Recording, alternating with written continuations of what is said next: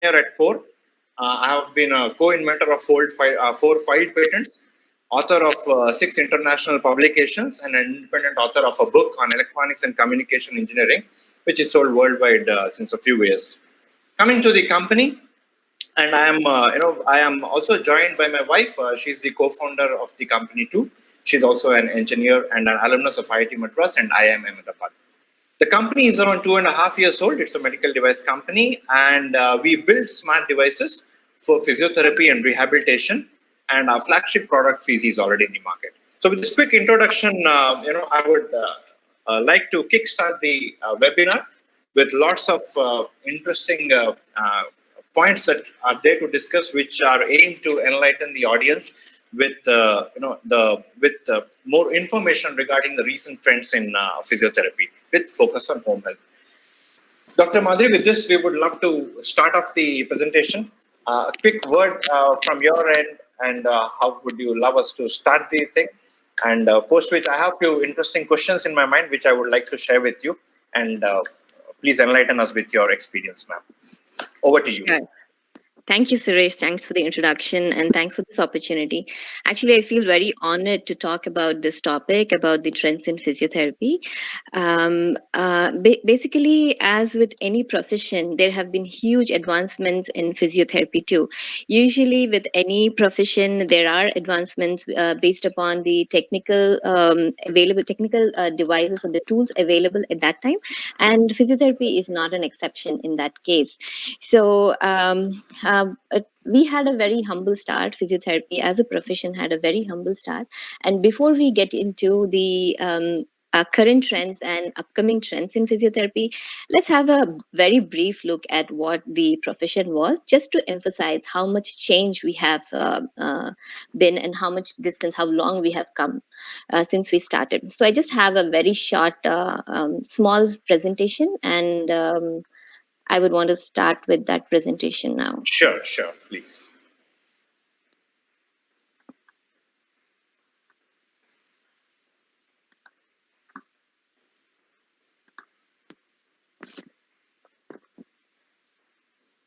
So physiotherapy, as everybody knows and is aware, is everything and anything to do not only with the movement, enhancing the movement, but also and also maximizing the physical potential and the activity potential of the patients. So most of the physiotherapists, they use the physical agents and like heat, cold, electrical modalities, and lots of exercise to not only to promote the mobility but also to restore mobility.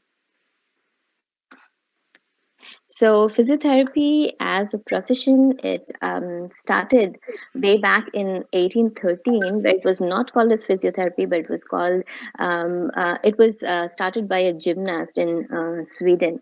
So it was only in the World War One or post World War One, there was a group of people who were identified, especially to help with the people who were wounded in the war, and they were called as reconstruction aids.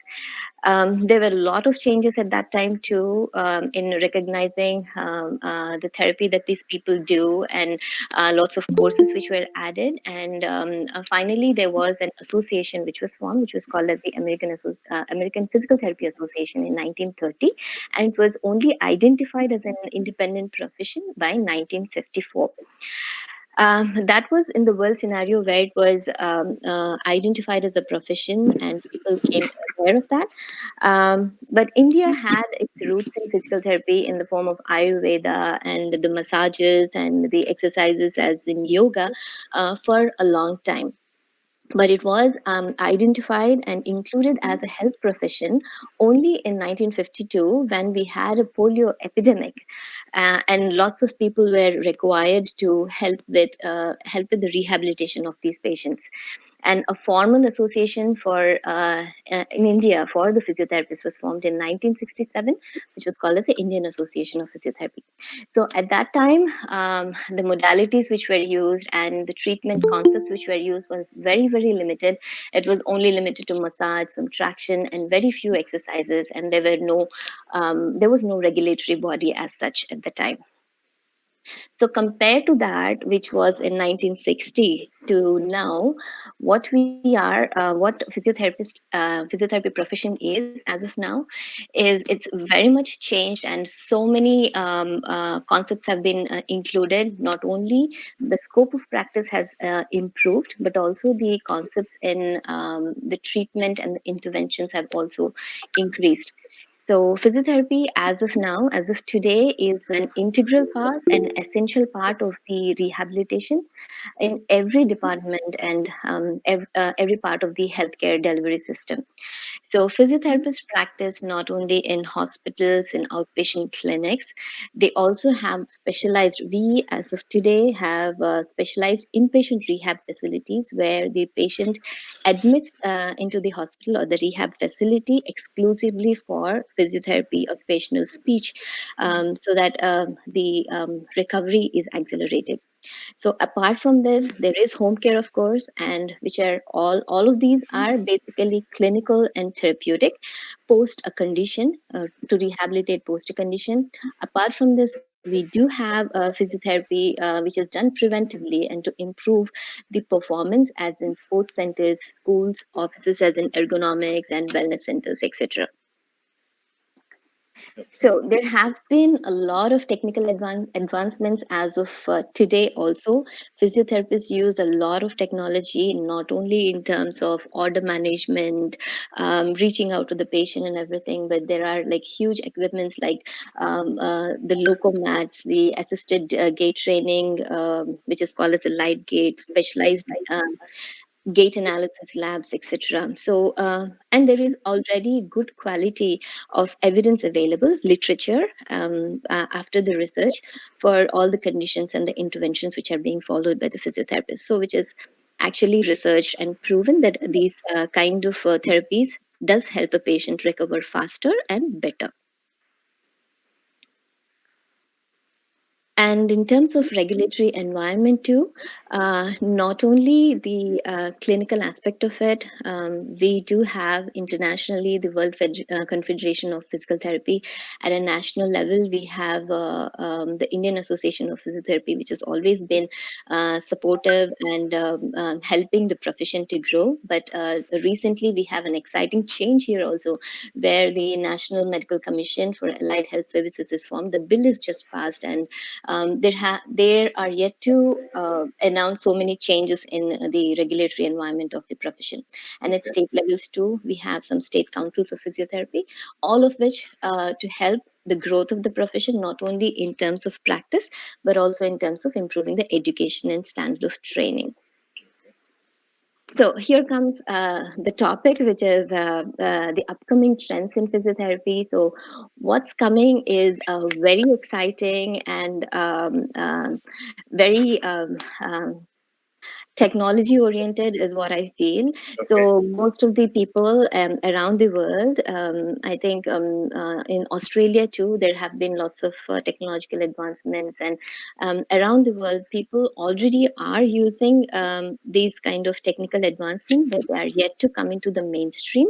In India, like these remote monitoring tools, teleconsultations are already going on because of this, not only because of the COVID situation. It was actually started way back in 2017 to see the effectiveness of teleconsultations.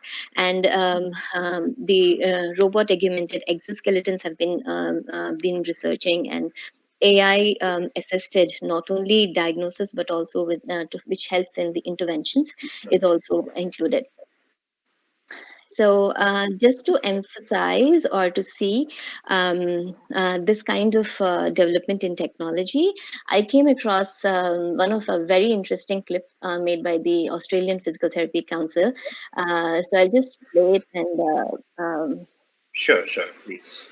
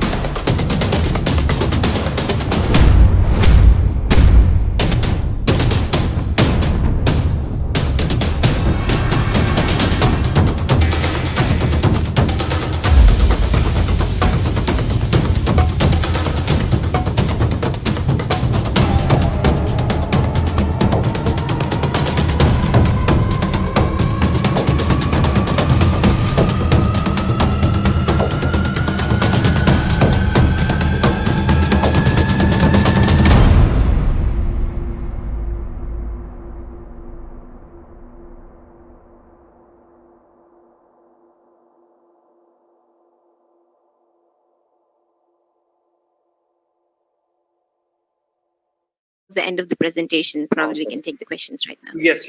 Yeah. In the meantime, I also requested the audience to put their questions in the chat box. By the end of our discussion, maybe we can also answer the queries. Yeah. So, Dr. Madhuri, I have a few burning questions in my mind.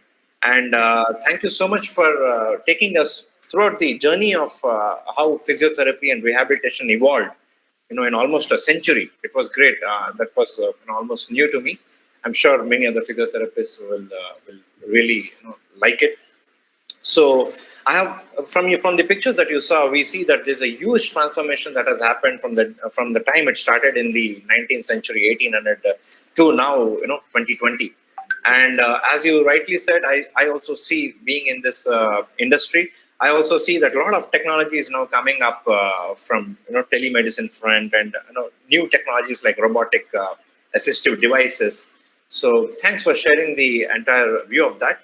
So with this, and since you also brought the COVID situation into picture, and also the scenario without the COVID, I just wanted to understand from you, how do you see the home physiotherapy in India and also abroad? How do you see this area moving forward in the coming years?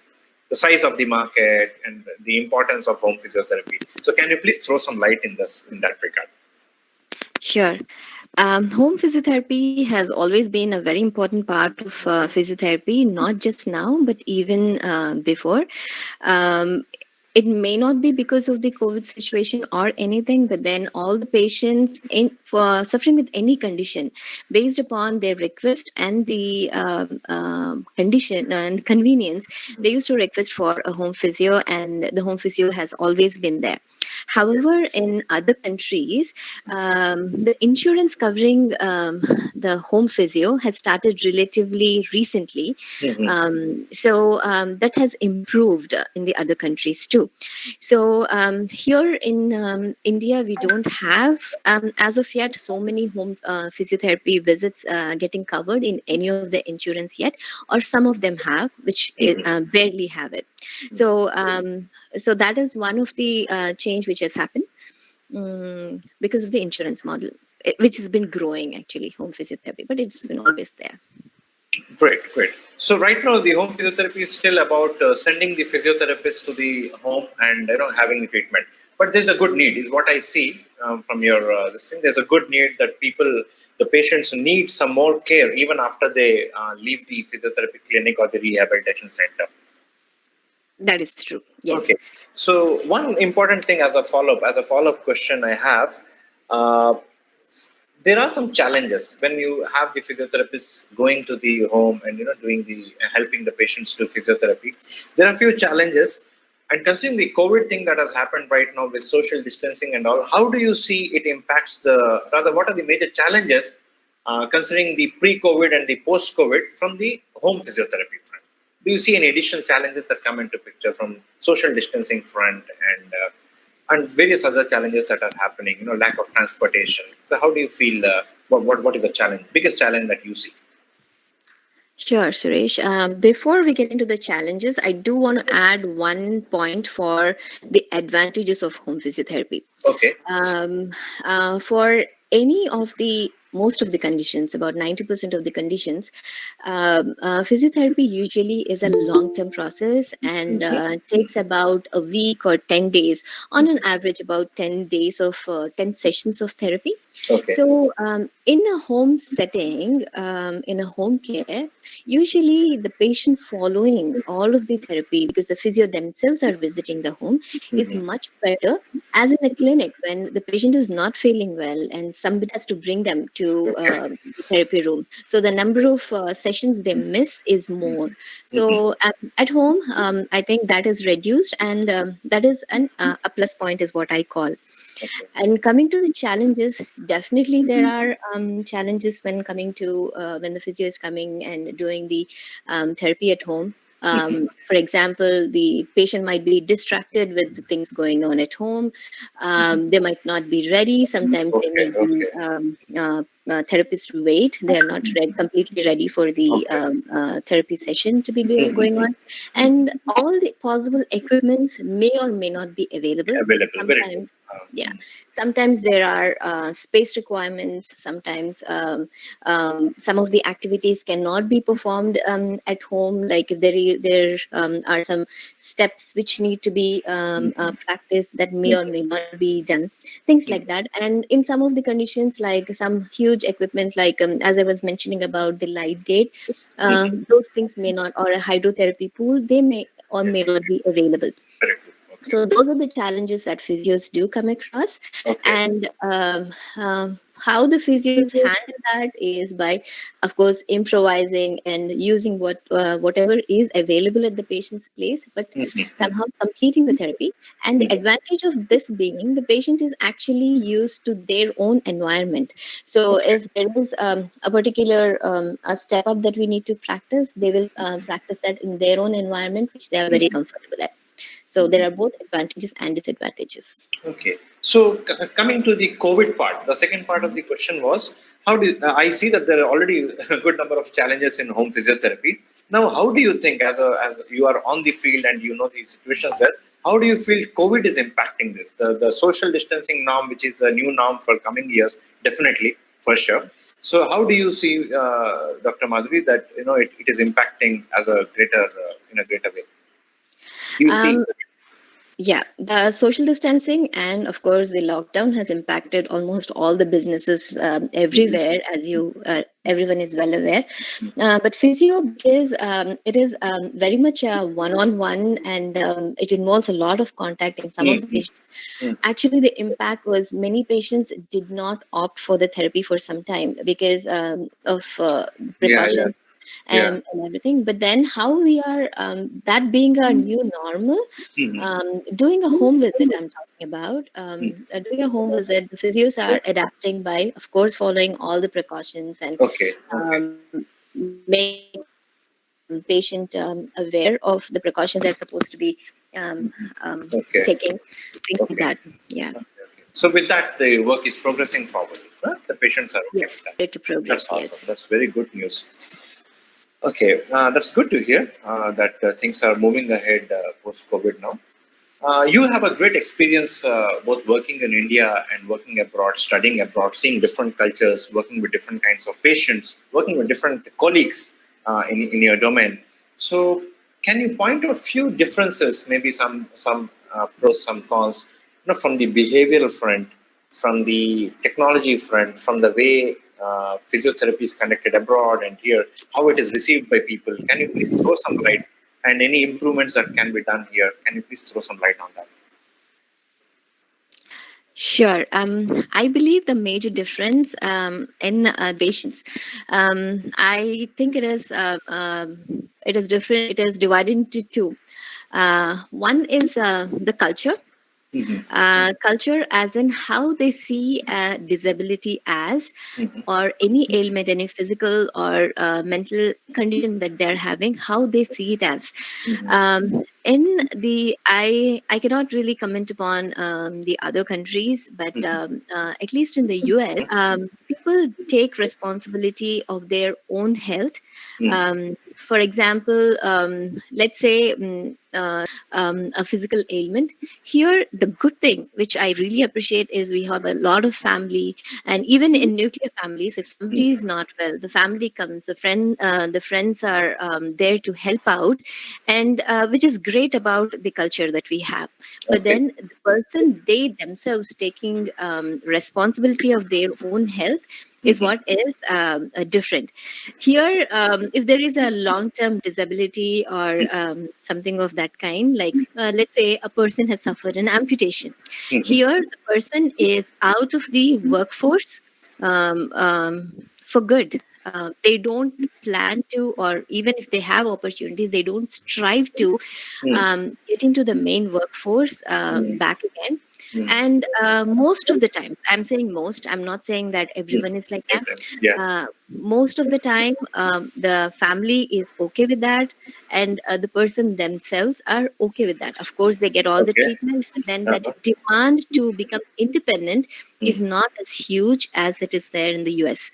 In Mm-hmm. US too, I think in other countries too, the families are there to support, family, friends, everyone supports, but then the patient gets back to their own life, even with the help of using the technology or the aids and things like that, and they are back to their being independent and a contributing member of the community. The second part, I think, is the affordability. Correct. There, because of the insurances, Yeah. almost everybody is covered. Okay. However, I don't. I mean, I am not a may or may not be the supporter of the insurance and the healthcare system, Mm-hmm. but still, everybody is covered somehow. And Okay. if somebody needs a particular kind of therapy, it is they are it is available for them. Okay. So there are some premium insurances which Mm-hmm. cover, some of them may or may not, but then everybody gets the basic treatment, what is required, which may or may not happen in India because it is completely dependent on how much the particular patient can afford. Like to go to a particular hi-fi facility, of course, they need to spend. And I want to add one more point. There is a third point that, like, let's say an elderly person suffers a stroke or something, Mm-hmm. and usually they do get all the treatment, they undergo Mm-hmm. the rehab and everything, but Yes. usually if the person is able to walk Mm-hmm. with a walker or a stick, or if they are walking independently also, Mm-hmm. that is good, and the family is happy, they themselves are happy.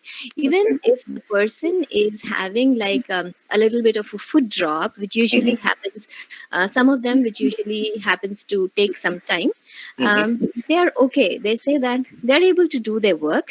Okay. They're having a foot drop. That means they're just dragging the foot and walking. Mm-hmm. Mm-hmm. They're okay. They're saying anyway, I'm able to walk. This is fine. They're Okay. okay with that. But Mm-hmm. it's not okay. In the US, definitely it's not okay. They have the treatment. They take the treatment the entire time. And if there is a way to get it better, Mm-hmm. they will take the treatment and make it better. They will follow it up, follow it through, and make it happen.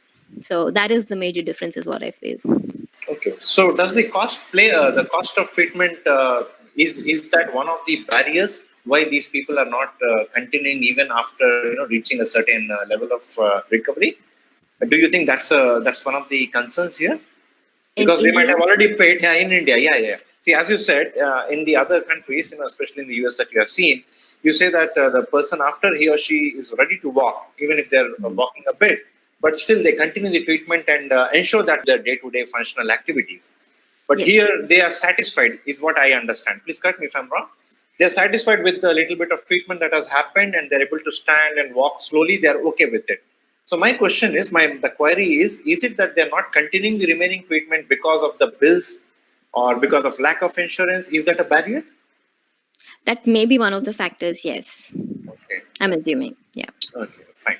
And just to follow up to your to the explanation that you gave, you in your presentation you also talked about the regulatory things that are improving, on a day-to-day basis, even in a country like ours. Right. So, do you see any policy changes that might be on the roll, which are aimed towards making this area of healthcare also fit into the insurance part? Do you see anything happening in that way from the regulatory front, from a policy level?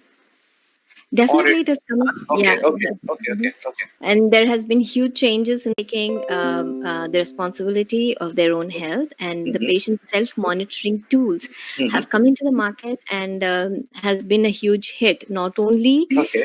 um, um, not only that, they improve the efficiency of Mm-hmm. the therapist, Mm-hmm. because they don't have to be there all the time, and they can monitor it, remote monitoring devices which help them to monitor it remotely. Mm-hmm. It also helps them to actually increase the efficiency of the exercise itself, Mm-hmm. because the patient will be able to see where they're going wrong, and if they are able to complete the exact movement that the physio is given to them, through those devices. So definitely, I see that is an added value, and physios are already using them. Some of them. Okay. So, as a new norm that is coming up, because of the social distancing and this COVID thing, I'm quite worried about that because, as you rightly mentioned, during physiotherapy session and rehabilitation sessions, physiotherapist and the patients are quite close to each other, helping do the exercises and also communicating. So, do you see any differences that have to come up in the infrastructure from the infrastructure front of the existing clinics that many physiotherapists will be having, or from the hospitals front? Do you see any infrastructural changes that are needed to to follow the new norm that will be there for a few years to come? So, as compared to the traditional physiotherapy center or the rehabilitation center, do you foresee any structural changes or infrastructural changes Like clinic, you mean? in a clinic or in a rehabilitation center? Considering Um, those things, yeah. as we were talking about these self-monitoring tools, Okay. these tools and devices can be used in a clinic too. Okay. Of course, most of the devices that the physiotherapists are using are the mobile ones, and they can be used not only in the clinic, of course, taken back home. So, except for the huge equipment additions in the clinic or the infrastructure, I think everything is mobile, which is actually taken to the patient's house and used Okay. in home Yeah. care. Great. So I think technology is playing a good role from the physiotherapist front as well as from the patient front. One last but very important question that I have is how, since tele physiotherapy and telemedicine, and obviously telephysiotherapy is the new norm, which will help both the physiotherapists and the patients. What kind of challenges do you see from the education front? Do you see that people are ready, the patients are ready to adapt technology to help them do physiotherapy remotely? And do you see, and what is the mindset of the current physiotherapists who are practicing physiotherapy, in a strict way? They have different methods of their own. But how do you see the acceptability and things which are a mandate to get into working with the new norm? I think that, according to me, people are surprisingly very accepting of the new technology. People are ready to take whatever is like technology. When we use a new device or when we introduce to the patient, it depends upon the physio how they are introducing it. Okay. If it is an elderly patient, sometimes that method of introduction might be just giving them some time. So if we can explain the advantages, the reason why it is used and how it is done, and Okay. then if required, given some time, they are quite accepting, Okay. is what I feel. And telemedicine, as of now, for the physiotherapy, is a relatively very new and You. drastic thing for the patients to accept. Mhm. But then I believe that explained well, and not all the sessions, but some of the sessions, when explained well, the patients will accept. And when they do look at the results and the benefits that therapy, continuing the therapy is giving them, I think they'll be even more acceptable. In fact, I just want to add, there was one study which was done way back in 2017 itself, Okay. even before all this COVID situation, Mhm. for teleconsultation in physiotherapy. Mhm. So basically, they wanted to do this study to reach out to more of the remote places and the rural places where the Okay. physiotherapist was not able to reach. Okay. So this study was conducted for a rural area in Nepal, Uh-huh. and the physiotherapist has assessed them and given a care plan through teleconsultation, and they wanted to check the actual efficacy, if it was Mhm. actually effective Okay. for their pain condition. And Mhm. actually it did about, and they did conclude that it is effective 70 to 80%. There was reduction in Wow. pain, there was Wow. improvement in the symptoms, etc. Okay. Awesome. Okay. Just since you talked about Nepal, just a quick question, clicked my mind. So there are a lot of rural areas, a lot of villages in our country. So how do you see the patient to physiotherapist ratio? I just want to know the statistics in India, how tight it is or how well it is. And as an upcoming trend, I think telephysiotherapy can play a huge role connecting to the rural segments. So is there a shortage of physiotherapy? How is it right now in India? We do say that there are a lot of colleges coming. There are so many Okay. physiotherapists available and Okay. everything. Okay. But still, Uh-huh. according to the WHO, for every 10,000 people in a population, one physiotherapist is required. But in India, we Okay. do not have so many qualified and registered Uh-huh. practicing physiotherapists Okay. for the population we have, leave alone the rural areas, but even in the urban cities, Okay. we are not able to meet that ratio. Okay. Basically, so there is definitely a shortage. Okay. There is a workforce projection which was done in US basically, and there is a shortage in that is yet to come, and I'm looking forward for it. Now that we have allied health science coming in, we are Okay. going to have all of that in place. That definitely is going to add to the value of the profession. Yes. Awesome.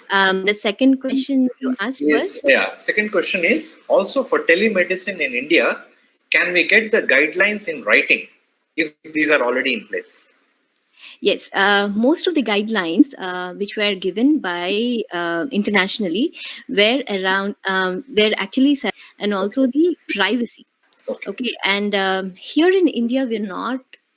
I wouldn't say we are not. We are following the privacy guidelines and everything for the patient, but IAP definitely has given out some guidelines, and we can follow it. We can find it in the IAP website for Okay. the lockdown. Yeah, Okay. the I have, telemedicine. yeah. Yeah. Okay. For telemedicine too. Yes. Okay. Kalpana, I think Dr. Madhuri has answered the question. I hope that has helped you. Any more questions from the audience? We'll be happy to answer. Hello, sir. Hi, Kalpana. Am I audible? Yeah, Yeah, Kalpana. Yes. Yes, thanks please. for your view, ma'am. I had gone through the IP guidelines, but I think that they have written is for about the OPDs and IPDs. Perhaps I could not find the guidelines for telemedicine as of now. But if you're saying so, maybe I will again search and see if they are there. And if you have a ready access, if you can just share the link, if it's possible, Sure. ma'am.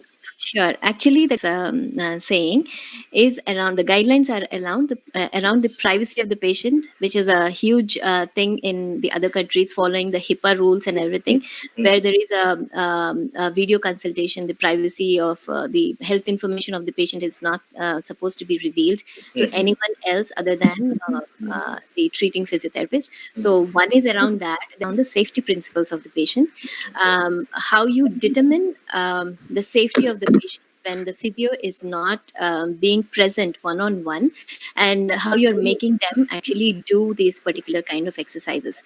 So it is up to the therapist to determine who is the right fit for a teleconsultation.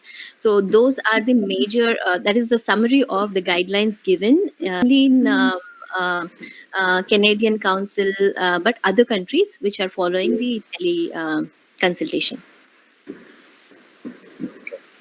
Yeah. So Kalpana is requesting for any information in that regard. If Sure. ma'am, if anything is available publicly over any website, either of, I think that will guide Kalpana in a good way. Definitely. Thanks, Kalpana, for asking the question. I think. Thanks for your valuable time, sir. Have a Yeah. pleasure.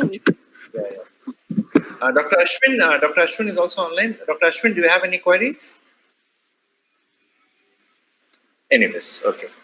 Fine. It was great, ma'am. Great talking to you. And I'm sure this was very useful for a lot of audience who is available online right now.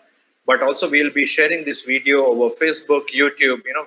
We will clipping it as small snippets, and we'll be publishing it. I'm sure this information that you shared with us will be accessible to a lot of people who might see our website or look for us and get a lot of useful insights to physiotherapy with focus on telemedicine and home health. Sure, it was a pleasure, Suresh. Yeah. I'm very thankful to you on behalf of my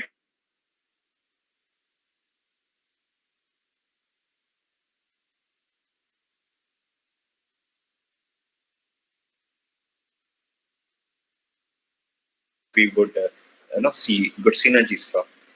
Thank you so much.